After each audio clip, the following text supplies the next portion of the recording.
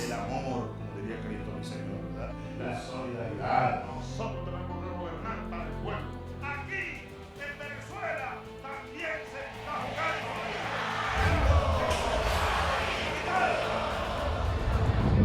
Desde el corazón de La Guajira, para toda Venezuela, este día de la resistencia indígena, 12 de octubre. Un saludo muy especial al pueblo guayú y al pueblo añú y a los pueblos indígenas, de cómo venimos avanzando en la restitución de los derechos de los pueblos indígenas de Venezuela.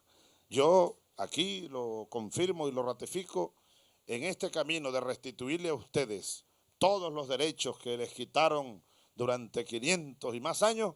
No daremos descanso a nuestros brazos ni reposo a nuestras almas, como dijo el Padre Libertador allá en el Monte Sacro. A nosotros nos trajo aquí el amor por esta tierra, el amor por este pueblo, y en este caso particular el amor por los pueblos indígenas. Pueblo al que pertenecemos, en esencia. Yo estaba recordando aquella época, yo con cuánto amor recuerdo épocas de la vida. Yo recordaba esos años en Apure.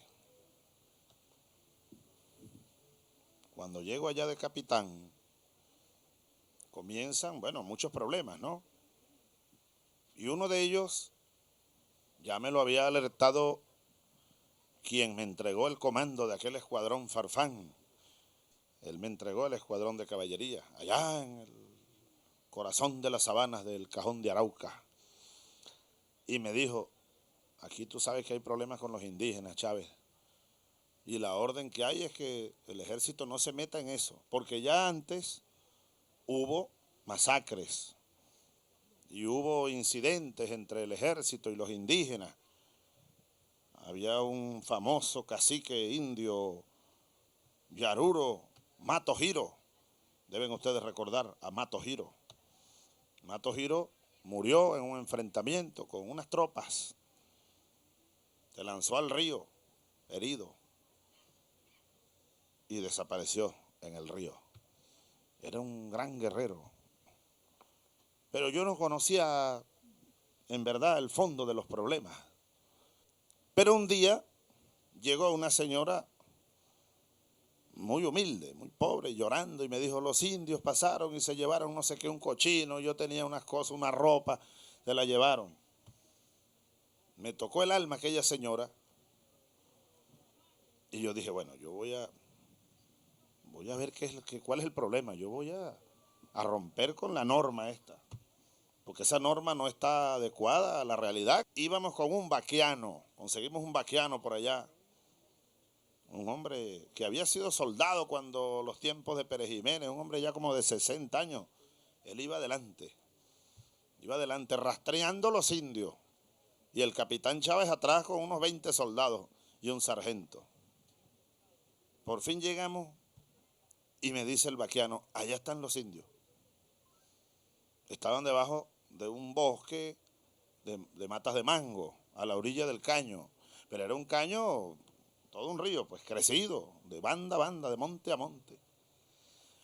Yo ingenuo, yo que quería era conversar con ellos, con los indios, pero andaba uniformado.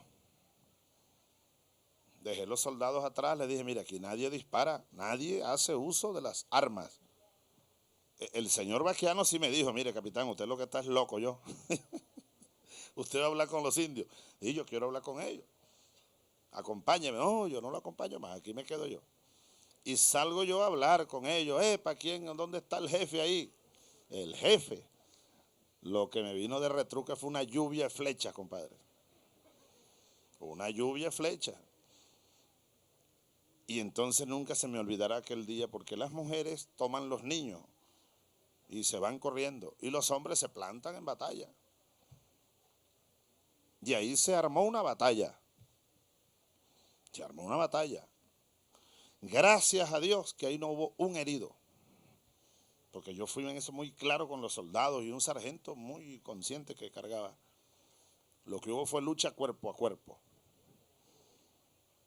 Pequeño enfrentamiento, mientras, porque la táctica de defensa, mientras se iban las mujeres, los niños, un grupo de hombres se plantó al frente a retardar.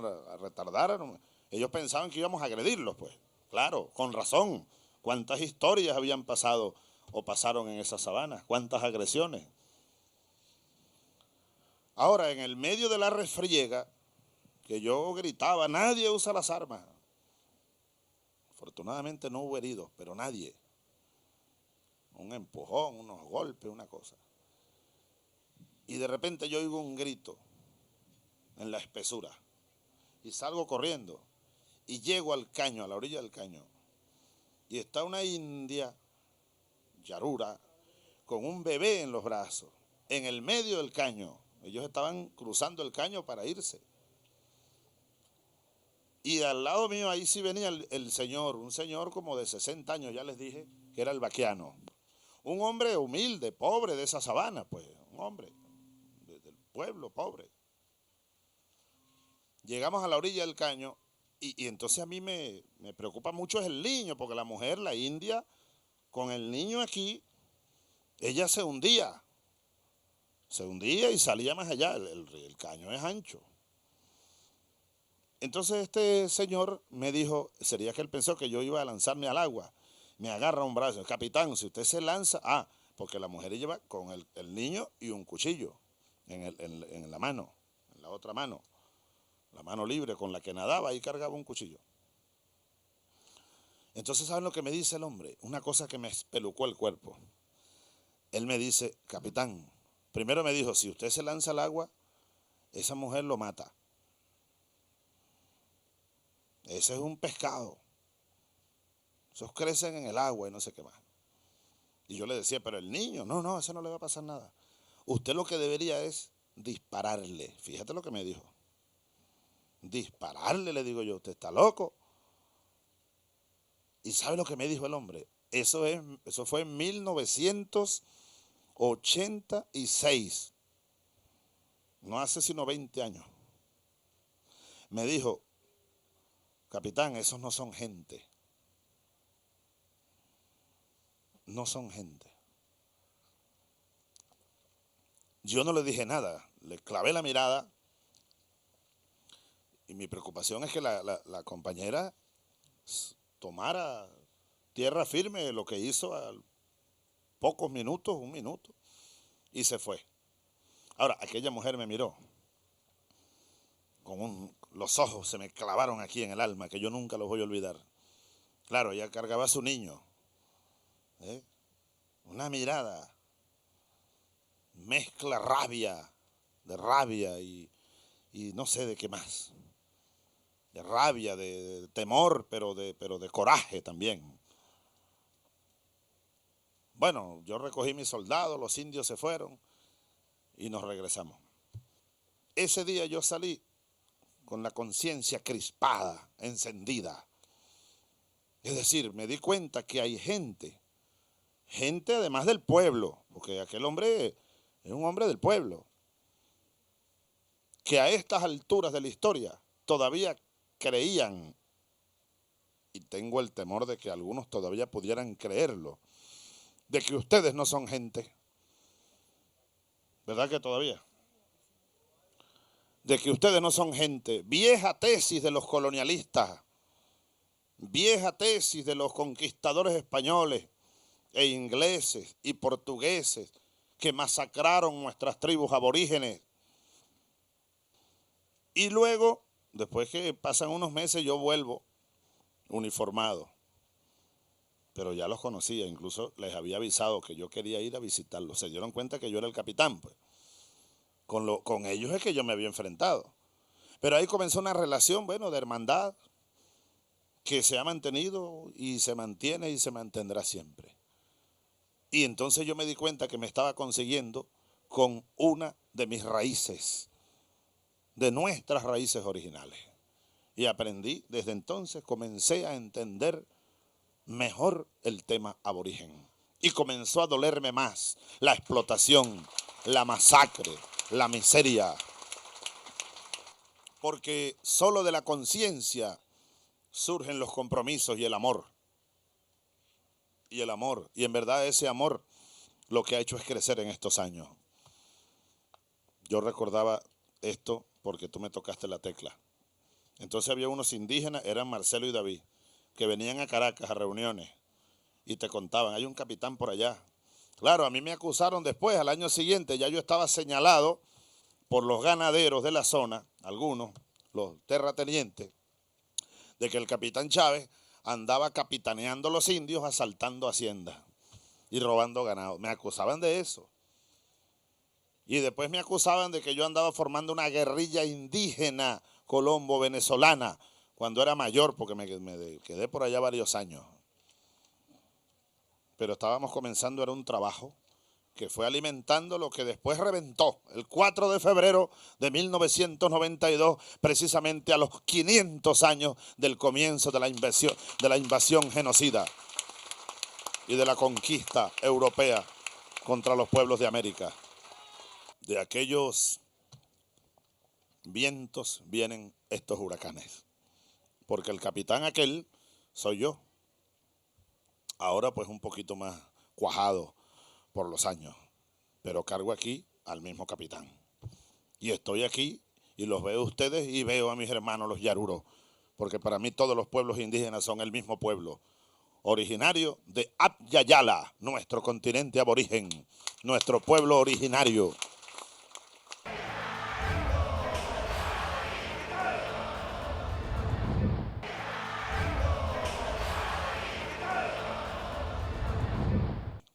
Hoy se cumplen, 514 años del día en que aquel almirante que se llamó Colón llegó a la isla a la que él llamó la Española. Esa isla, aquí mismo, allá, más allá de aquella línea del horizonte azul del mar, donde está hoy, donde hay hoy dos repúblicas. La de Haití, la República de Haití y la República Dominicana. Ahí llegó Colón. Él creyó que llegaba a la India. Qué molleje pelón, como dicen. Como dicen los maracuchos. Qué molleje de peloncito se echó. Él pensó que estaba llegando a la India porque él tenía una tesis, Colón tenía una tesis que era cierta. Porque hasta entonces se creía que el mundo era cuadrado.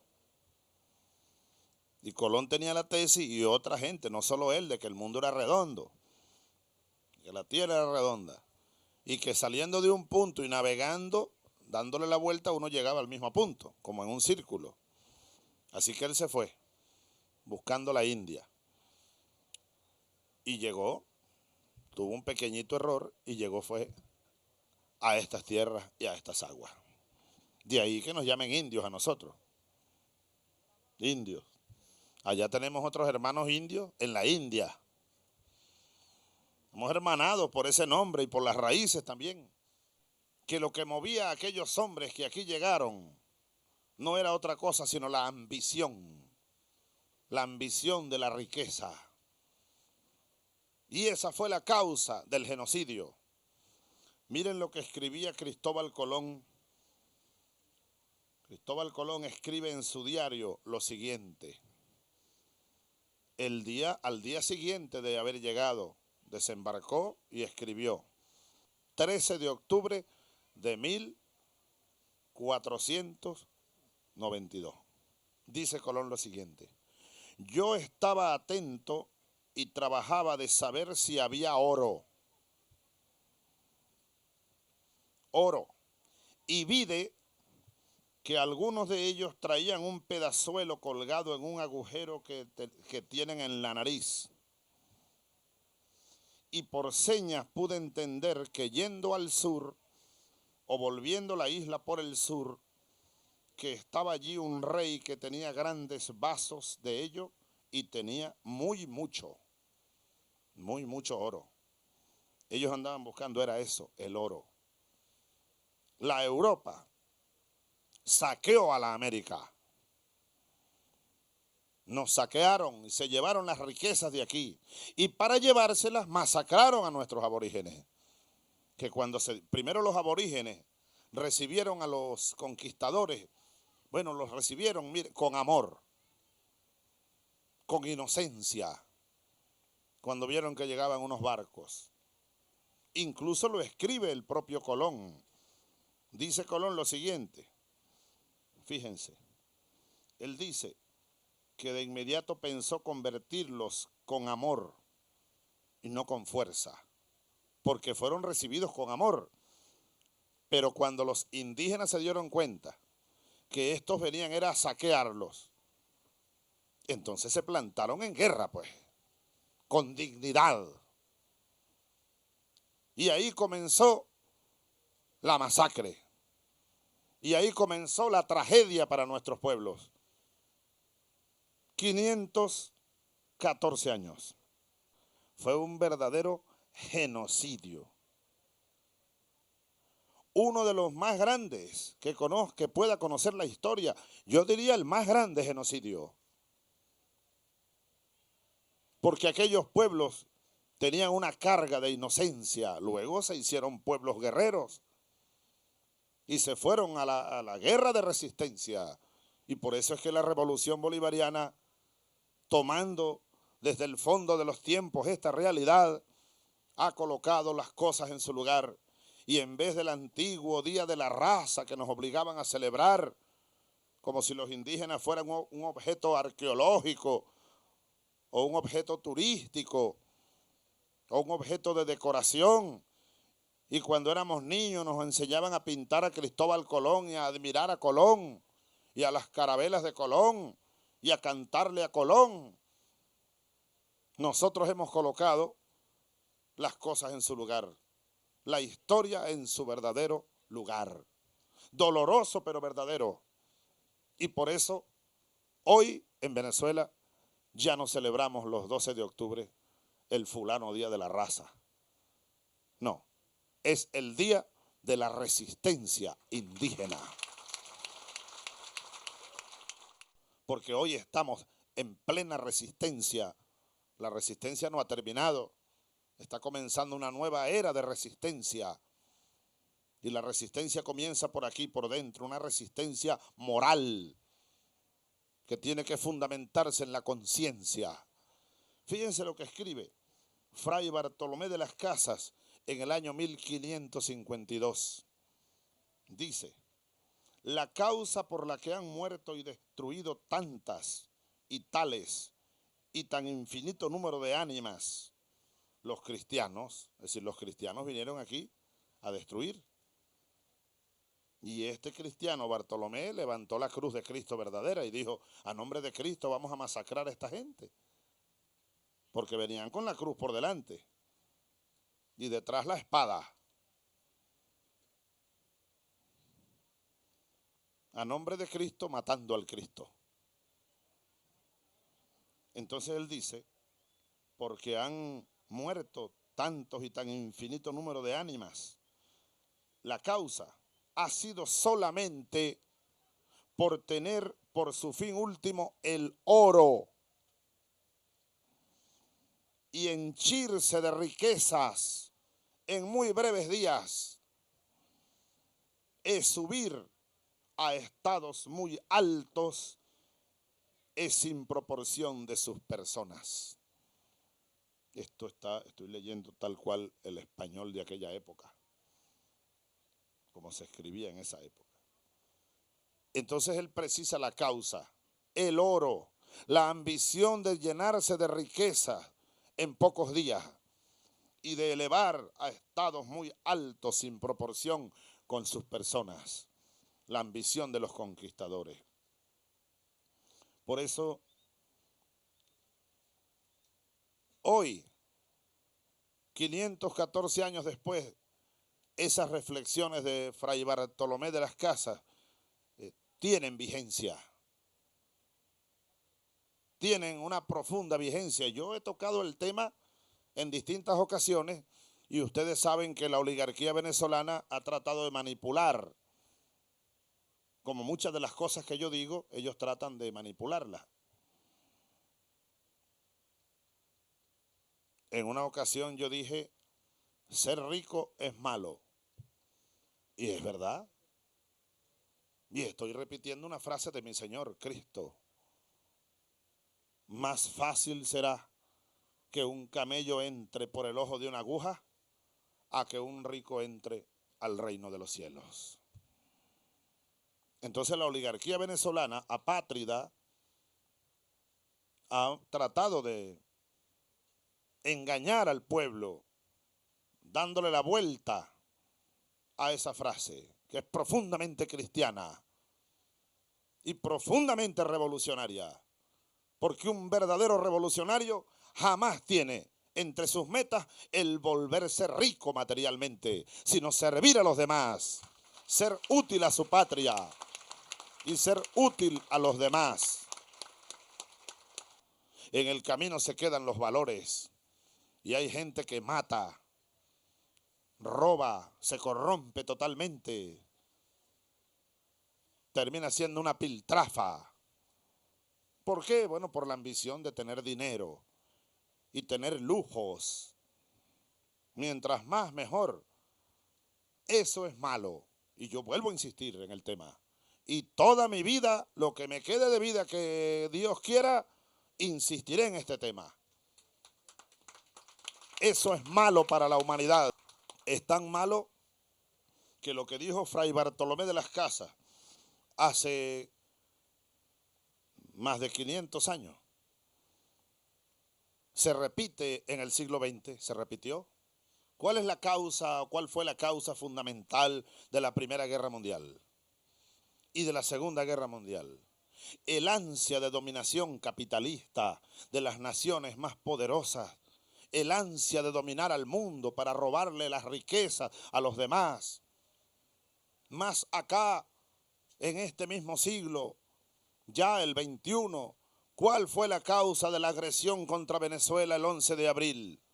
La ambición de riqueza fácil además del imperio norteamericano, porque nos robaron nuestro oro, nuestras riquezas y nuestro petróleo durante siglos, y llegó la revolución y ha retomado o ha tomado esas riquezas para distribuirlas por igual entre los venezolanos y para que salgamos de la miseria y de la pobreza. Y vinieron de nuevo a tratar de arrebatarnos. Es decir, si la oligarquía latinoamericana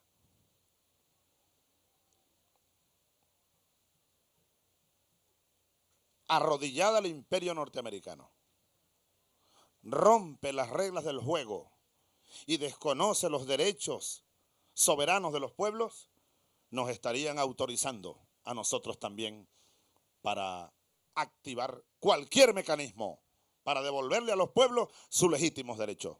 Bueno, hoy ratificamos nuestra condición de pueblo en resistencia y aquí estamos a orillas de nuestro golfo, aquí estamos en el corazón de La Guajira, aquí estamos en este municipio Páez, aquí estamos pues, allá Castilletes, allá Paraguaypoa, más allá Sinamaica, y aquí estamos en el corazón de La Guajira diciendo estas cosas al mundo con mucha conciencia y con mucho amor por lo que somos, con amor profundo y amor, para repetirlo con Bolívar, amor desenfrenado por la patria.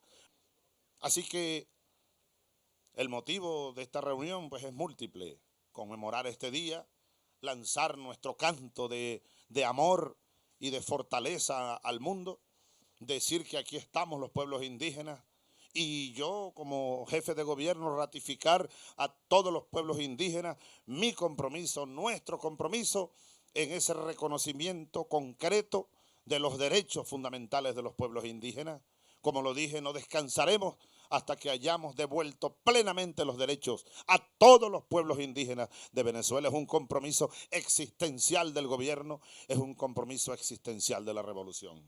Porque, como ya lo dije, los indígenas, los pueblos indígenas originarios, antes de la llegada de los conquistadores, vivían en comunión. Ustedes saben que estamos planteando la construcción de un nuevo modelo de vida en Venezuela, el socialismo. Un socialismo nuestro, un socialismo de paz, fundamentado en la paz, en el amor, un socialismo cristiano. Digo yo que soy cristiano. Amaos los unos a los otros. Ese es nuestro socialismo. Un socialismo fundamentado en el más profundo amor al ser humano, a la tierra, a la naturaleza, al hermano, a la hermana. De amor a la patria, de amor a nosotros mismos. Ahora, si algún sector de nuestra colectividad, de nuestro pueblo, puede y tiene que aportar a este esfuerzo de construcción de ese nuevo modo de vida, son precisamente los pueblos aborígenes. Porque vivieron durante siglos en comunión, en comunidad. Eduardo Galeano, lo voy a leer, yo lo cito de cuando en cuando, pero aquí está la cita exacta. En un hermoso texto escrito en 1989, este hermano escritor intelectual uruguayo, como sabemos, en las tradiciones futuras, así llama él ese texto, las tradiciones futuras. Vean ustedes lo que significa el término, la expresión, las tradiciones futuras. Dice lo siguiente: la comunidad, el modo comunitario de producción y de vida, es la más remota tradición de las Américas. Es la más remota tradición en estas tierras. La comunidad y el modo comunitario de producción y vida. La más americana de todas las tradiciones. Pertenece a los primeros tiempos y a las primeras gentes. Pero también pertenece a los tiempos que vienen y presiente un nuevo mundo. A nosotros nos llamaron hace 500 años el nuevo mundo. Llegó la hora de llamarnos ahora, según Galeano, y yo comparto, el nuevo mundo. No el viejo nuevo mundo. El que esclavizaron, el que dominaron, el que partieron en pedazos. Están haciendo un nuevo mundo. Ahora mismo, en Venezuela y en este continente, en el Caribe, en Sudamérica, en Centroamérica. Patria para los indios, patria bonita y patria buena. Que viva los pueblos indígenas, que viva la resistencia indígena, que vivan los pueblos libres, que viva Venezuela bonita, que viva la patria de Bolívar. Un abrazo, hermanos, un abrazo, hermanas. Muchísimas gracias. Vamos a amarrarnos a la paz. El amor, como diría Cristo mi Señor, ¿verdad? La solidaridad.